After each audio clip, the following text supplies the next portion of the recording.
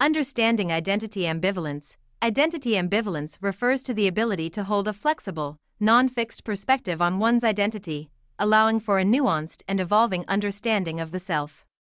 It involves recognizing that identity is not a rigid construct but rather a fluid and dynamic interplay of experiences, beliefs, and roles. This concept challenges the tendency to cling to a singular or overly defined identity as a way to avoid deeper self-reflection or confrontation with one's true self. Using identity to avoid the self. Sometimes, individuals use their identity, or the quest to define it, as a way to distract themselves from deeper, more uncomfortable truths about their inner world. For example, someone might over-identify with a particular role, belief system, or cultural label to avoid confronting feelings of inadequacy, fear, or uncertainty. This can lead to what might be called identity masking, where the outward identity becomes a shield that hides the more vulnerable aspects of the self. This is similar to the concept of masking seen in other contexts, such as ADHD masking, where individuals suppress or hide parts of themselves to fit into societal expectations. The danger of replacing a model with another model. When individuals replace one rigid identity model with another, they risk perpetuating the same cycle of avoidance. For instance, someone might abandon one belief system or role only to adopt another with equal fervor, without addressing the underlying need for external validation or the fear of ambiguity. This can create a false sense of progress while leaving the deeper work of self-awareness undone. True growth requires the ability to sit with uncertainty and resist the urge to define oneself too narrowly. The value of identity ambivalence. Being identity ambivalent means embracing the complexity and contradictions within oneself. It involves recognizing that identity is not a fixed endpoint but a process of ongoing exploration and integration.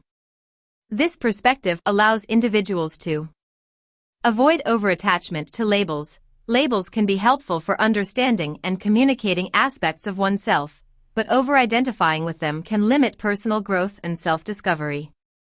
Embrace contradictions. Ambivalence allows for the coexistence of conflicting feelings, beliefs, or roles, which is a natural part of being human.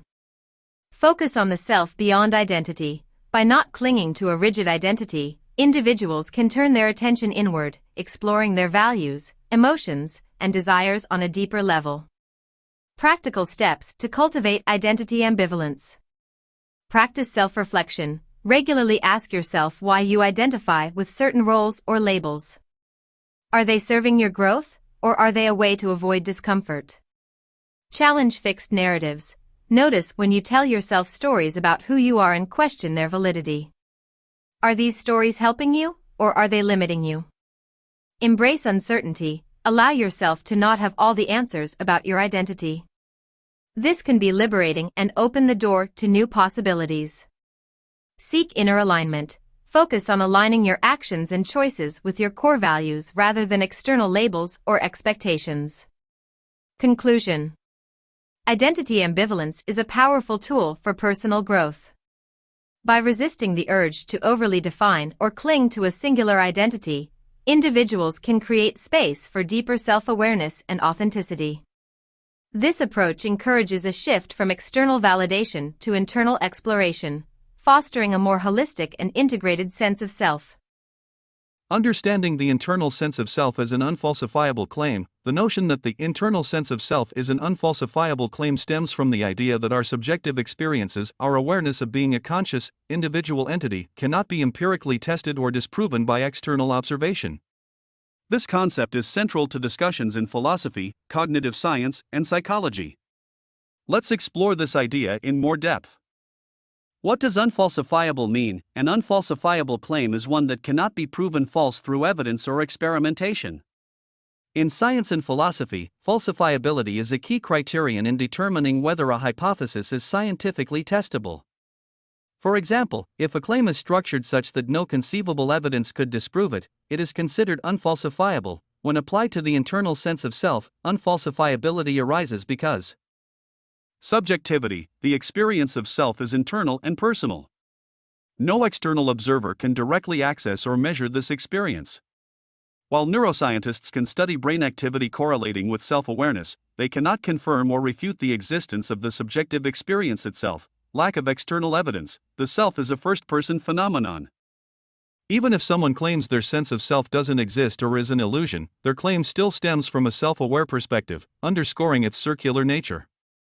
This makes it impossible for others to verify or falsify the claim.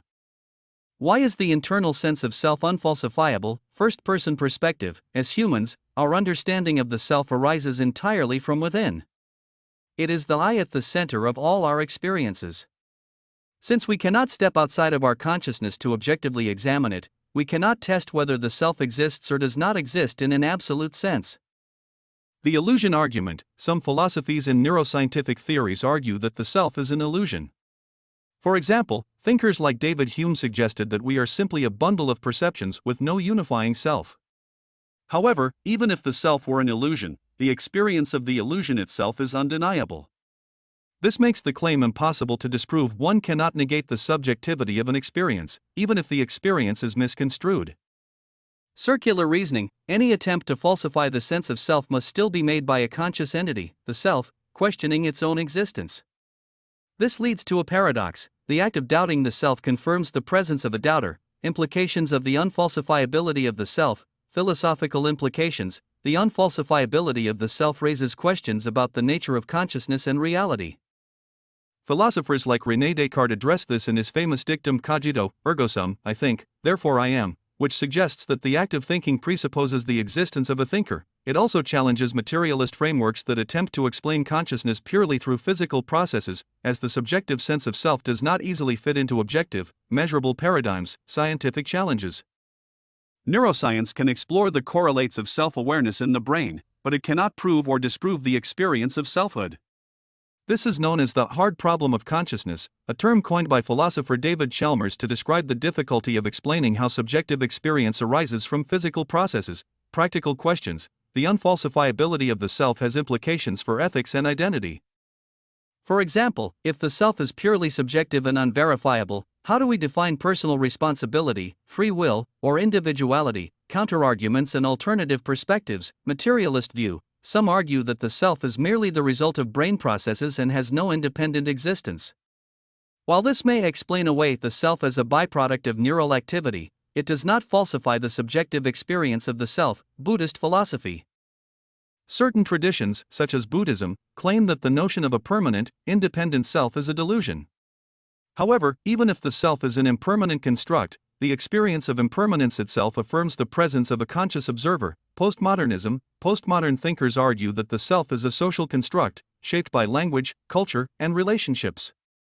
While this view reframes the self, it does not negate the first-person experience of being. Conclusion. The internal sense of self remains unfalsifiable because it is inherently subjective and experiential. It is beyond the reach of external validation or disproof, as all attempts to analyze it must still rely on the very consciousness being questioned. This has profound implications for how we understand ourselves, our minds, and the nature of reality. If you'd like, we can dive deeper into specific philosophical or scientific theories on the self. Just let me know.